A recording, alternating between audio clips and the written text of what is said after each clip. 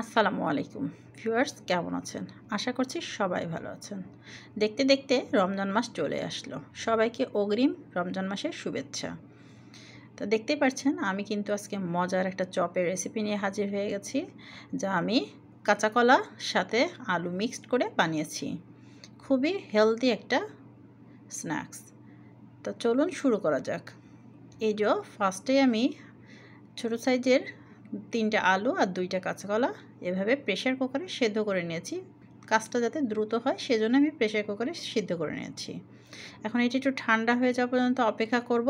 দেন আমি এগুলো ভালোভাবে ছিলে খুব ভালোভাবে ম্যাশ করে নেব। তো আমি ফিরছি ম্যাশ করার পর। এইটা ভিউয়ার্স দেখতেই পাচ্ছেন ম্যাশ করা কমপ্লিট। এখন আমি এখানে কিছু কাঁচা মরিচের কুচি ও ধনিয়া পাতার কুচি অ্যাড করে দিচ্ছি। আর দিয়ে দেব এখানে আমি বেরেস্তা করা পেঁয়াজ। আপনার ইচ্ছা করলে কাঁচা পেঁয়াজ ইউজ করতে পারেন। আমি এখানে বেরেস্তা করা পেঁয়াজটাই বেটার মনে করছি। এই তো আমি এখানে দিয়ে দিচ্ছি সামান্য হলুদের গুঁড়া, সামান্য গরম মশলার গুঁড়া, অল্প পরিমাণ চিলি ফ্লেক্স, স্বাদ মতো লবণ। এখন খুব ভালোভাবে ম্যাশ করব। তার আগে একটু সরিষার তেল দিয়ে নিলাম। খুব ভালোভাবে এটাকে ম্যাশ করে নিতে হবে।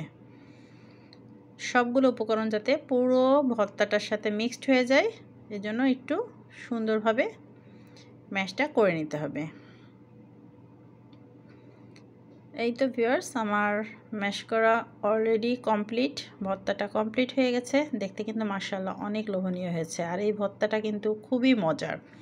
আপনারা রমজানে ইফতারিতে এইটা ট্রাই করবেন, খুব ভালো লাগবে।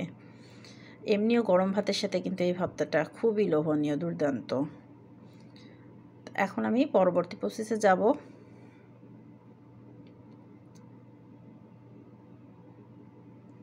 এটা একটু সাইডে রেখে নিচ্ছি। এখন আমি নিয়ে নিচ্ছি বেসন। বেসনটা আপনারা অবশ্যই ট্রাই করবেন বুটের ডালের বেসন নিতে। বুটের ডালের বেসনটাই কিন্তু সবচেয়ে বেটার এবং স্বাস্থ্যসম্মত। এই যে পরিমাণ মতো আমি বেসন নিয়ে নিচ্ছি একটা বাটিতে।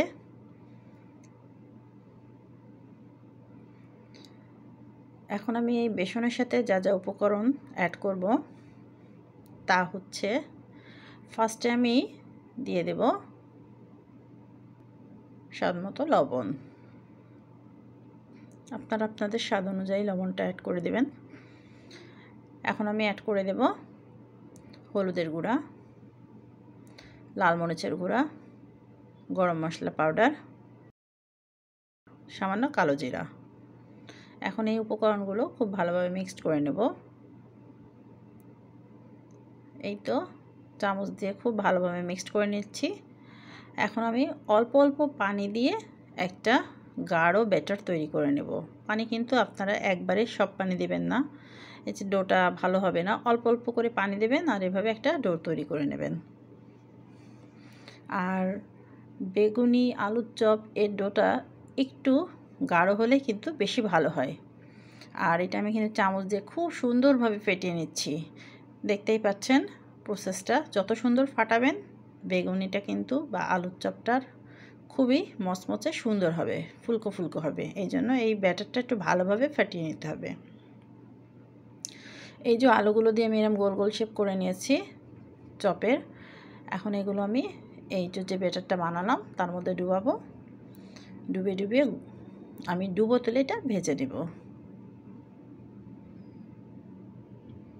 এই যে একটা নতুন ফ্রাই প্যান দেখতেই পাচ্ছেন ভিউয়ার্স, এটা আমি বাণিজ্য মেলা থেকে এবারে যে ট্রেড ফেয়ার হয়ে গেল সেখান থেকে কিনেছি। আরও অনেক কিছু কিনেছি, পরবর্তীতে আপলোড করে আপনাদের দেখিয়ে দেব।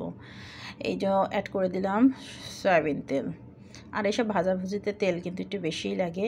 আরও যদি বেশি ডুবো তেল দেওয়া হয় তাহলে আরও বেশি ভালো হয়। এখন আমি এই যে একটা একটা করে উঠাই দেব, দিয়ে কাঁটা চামচ দিয়ে আমি উঠাবো। আপনার ইচ্ছে করলে হাত দিয়ে উঠাতে পারেন, এটা যার যার ব্যক্তিগত ইচ্ছা বা মতামত। এখন আমি এভাবে ডুবো তেলে ভেজে নেব। ব্রাউন কালার আসা পর্যন্ত আমি অপেক্ষা করব। সবগুলো আমি এরকমভাবে ডুবো তেলে ভেজে নেব এবং সবগুলো মুচমুচে ব্রাউন কালার পর্যন্ত অপেক্ষা করে আমি ভাজবো। এটা কিন্তু তাড়াহুড়া করা যাবে না। হাই হিটে ভাজলে কিন্তু উপরটা পুড়ে যাবে। মিডিয়াম টু লো হিটে এটা ভাজতে হবে। একদম লো হিটেও কিন্তু ভাজা যাবে না, মিডিয়াম হিটে ভাজলেই সবচেয়ে ভালো। এই যে তেল ঝরিয়ে যে আমি একটা টিস্যুতে রেখে নিচ্ছি, দেন আপনাদের পরিবেশন করে দেখাচ্ছি। মাশাআল্লাহ, হয়ে গেল খুবই মজাদার হেলদি একটা চপের রেসিপি, যা আমি কাঁচা কলা এবং আলু মিক্সড করে বানিয়েছি। খেতে যেমন খুবই সুস্বাদু, দেখতেও কিন্তু অনেক লোভনীয় হয়েছে। আশা করছি আপনারা ট্রাই করবেন। সবাই ভালো থাকবেন। আল্লাহ হাফেজ।